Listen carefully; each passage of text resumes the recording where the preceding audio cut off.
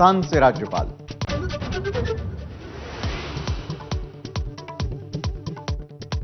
कोल्हापूरकरांना दुहेरी दिलासा। राधानगरी धरणाचे 2 दरवाजे बंद, तर अलमट्टी धरणामधून 3.25 लाख क्युसेकनं पाण्याचा विसर्ग।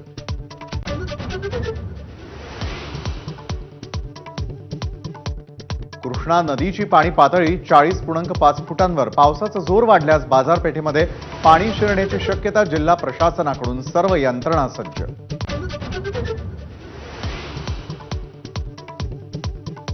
आगामी विधानसभा निवडणुकीमध्ये बच्चू कडू उभारणार शेतकरी आघाडी, तर येत्या 9 तारखेला संभाजीनगरमध्ये भूमिका स्पष्ट करणार बच्चू कडूंची माहिती।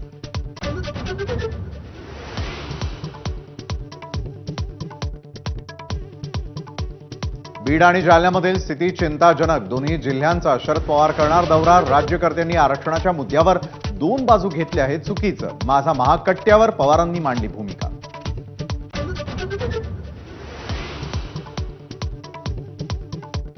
नेमबाज मनू भाकरचा अंतिम फेरीमध्ये प्रवेश। पॅरिसमध्ये जागवली पहिल्या ऑलिम्पिक पदकाची आशा। दुपारी 3:30 वाजता रंगणार फायनलचा थरार।